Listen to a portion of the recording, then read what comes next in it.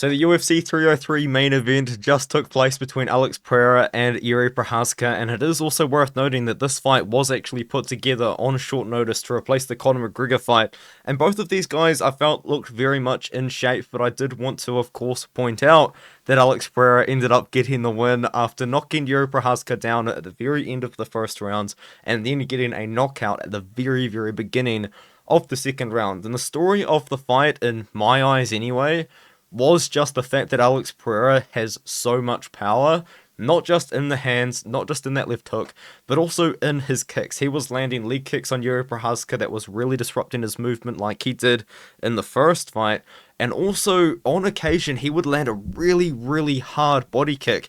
And one thing that I did notice about Alex Pereira throughout this performance is that he didn't actually throw with 100% of power in every single strike, and I think that is definitely something that does disrupt the opponent a little bit, because he can throw with 50% of power and it will still really hurt his opponent. But with Jiri, he just didn't really know what was coming, how much was Alex really putting onto these shots. He loaded up with a massive overhand at one point in round number one, which Jiri was able to avoid. But to also talk about Jiri, I thought that Jiri looked pretty good, but I do think that he really adjusted his style against Alex Pereira, and maybe there is just something to do with the fact that maybe he does need a full camp to really get in the groove of that style that he does really put out there, where his hands are low, he's doing crazy movement, he's moving his head all of the time, and he's just doing very unorthodox techniques, he's throwing his strikes from the hips. It felt like in this fight in particular, he didn't fight with that sort of same style, especially in the fight that he did against Rakic. Now, it is worth noting in that fight against Rakic, he did take a lot of damage, and maybe he was just trying to avoid damage by changing the style a little bit. But in the fight against Alexander Rakic, he really was a much more wild, high-volume striker, and it felt like maybe Alex Pereira's power, or also just the fact that he had lost to him before, or maybe just to the fact that he had his respect, really did kind of change the way that Jiri did fight in the fight. I did also want to say that both of these guys looked pretty big in the matchup. Now, I do understand that short notice probably plays a very big part of it. Alex Pereira, of course, looked absolutely massive, definitely has packed on a lot of weight since moving up to 205 pounds, and I felt like Jiri as well looked like he had actually gained more muscle in between some of his more recent fights, and I was actually kind of surprised with how big Jiri looked in the matchup as well. It did look like he had put quite a bit of weight on. But then to talk about the finish, of course, I mean, you can't really talk about the finish without mentioning the end of round number one. With like 1 or 2 seconds left of round number one, Alex Pereira did land his signature hook that did put down Jiri Prochazka, and then the bell sounds of course, Alex cannot follow up, and Jiri stands up. He is on wobbly legs for sure. He definitely got rocked pretty badly by that shot, and honestly, if there was 10 seconds left in that round, we probably could have potentially seen the fight end there and then. But Jiri goes out there into the second round, and pretty instantly, Alex Pereira lands a high kick on him that potentially broke his toe, which I will bring up in a second, that puts Jiri down badly worse than he went down in round number one.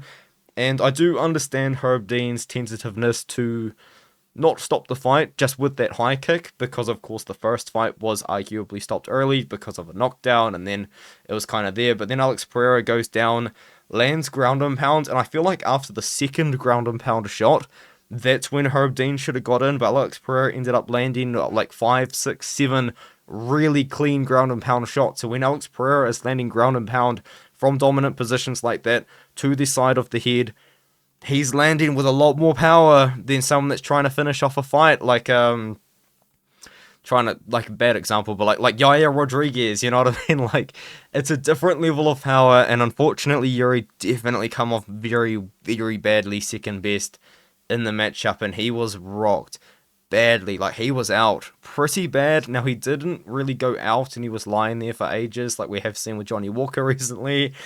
He did wake up quickly, he stood up quickly, but he was on very shaky legs. It wasn't like he was trying to fight the ref or anything like Chippy Mariscal when he got knocked out by Joanderson Brito, but it was a bad KO loss, and I do not want to see Jiri Prochazka return to the octagon honestly this year. It was bad to see, and it's not like he just got knocked out then. I felt like, and I did put this in my prediction video, that he took a lot of damage against Alexander Rakic, and that fight was only 5 months after he got TKO'd by Alex Pereira in November. So, yeah, Jiri, I'd like to see him take a lot of time off, and I'm really, really worried now that the fact that he's been KO'd twice now, albeit by Alex Pereira, he's not going to have the same chin, because this isn't the first time Jiri Prochazka has been slept really badly, because when he was first coming into the UFC, a lot of people were pointing out that he has been slept by Muhammad Lawal before, and if you do watch this fight, it's a very, very bad face plant, out cold on the canvas loss, and now that he's taken these really bad KO losses, I'm like, man, maybe that chin's just not going to be the same.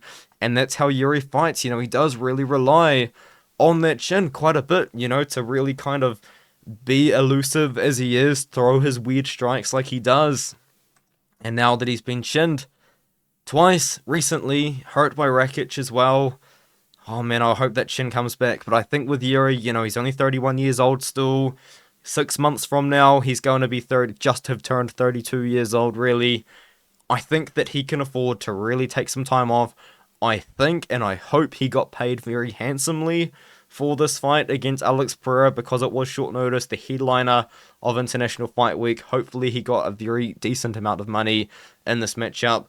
But then to go back to Alex Pereira, I didn't want to make this video until I had actually heard the post-fight interview, because sometimes when I do these post-fight videos, which I don't do often, by the way, so to be honest with you, I kind of rushed and I missed the interview, but I did want to bring up the interview. Now, I don't think that Joe Rogan really got anything crazy out of Alex Pereira in the matchup, not like Alex Pereira really is that kind of person that's just going to say a lot of stuff, but we didn't hear any news about him wanting to fight Ankalaev, which we know that he does want to do, and we didn't hear any news about him potentially breaking his toe on Jiri Prochazka's head, because if you did watch the replay, and Joe Rogan and the crew definitely made a big deal about it, he did land with the toe on Yuri's head, and probably broke it. It looked pretty messed up. Maybe he didn't break it, maybe he just kind of injured it, and he's going to need a bit of time off, but Alex Pereira potentially broke his toe, but he did say before the matchup against Jiri he wanted to take some time off and return in like November or December anyway.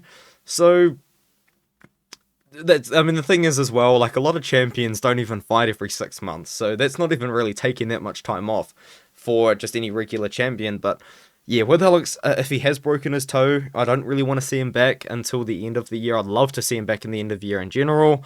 And just in general as well, I think he definitely deserves a bit of time off. I think his title defense against Jamal Hill at UFC 300 was somewhat short notice, and then this fight against Jiri was short notice as well. Took this fight only a few weeks ago. Yeah, I'd like to see Alex take some time off. I love to see Alex fight. I was nervous for this matchup. I did of course pick Alex Pereira, and I wasn't like overly confident in it. I'm not gonna say, oh man, I really thought Alex was gonna win, but I did have some confidence in him, I would say. It was probably more of a low confidence pick, but I did kind of believe in him. But when the fight was about to happen, I was like, yeah, Jiri can make some things happen.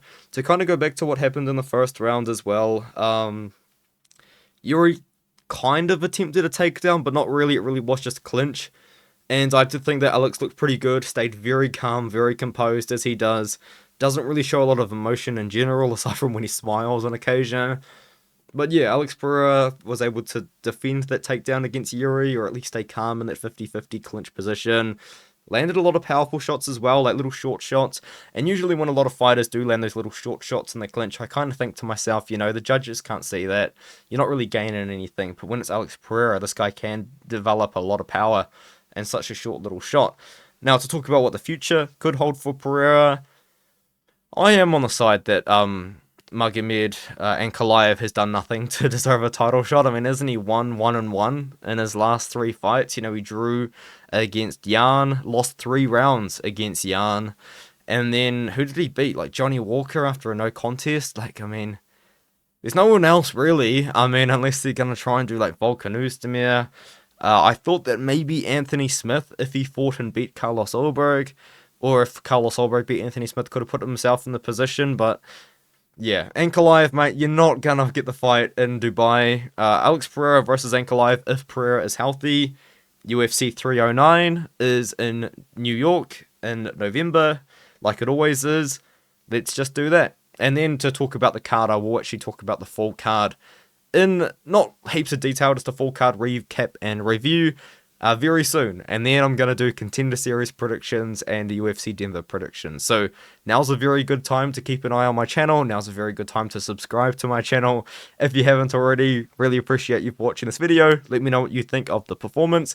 Let me know what you think of who Alex should fight next. What do you think about a move into heavyweight? I mean, it would be an interesting move, wouldn't it? I mean, I feel like Alex Pereira could make something happen at heavyweight, depending on who he's fighting, of course. I mean, Pereira versus Gane, that would be a fantastic fight to see. I think Pereira would beat Gane. Aspinall's tricky because he's very, very well-rounded in a striking fight, though, just in general, with Alex Pereira. One of the greatest kickboxers to ever do it. In a pure striking fight, you think you've got to kind of favour Pereira against anyone, really, at this point. Or another thing that you could potentially do is Pereira versus John Jones. But hey, Aspinall's got that locked up if he can beat Curtis Blades. Curtis Blades, good style to beat Pereira, but he strikes way too much.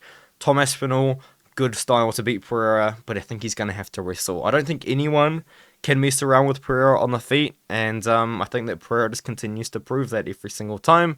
Now, with all that being said, I'll see you guys in the next video, which will be my full card recap.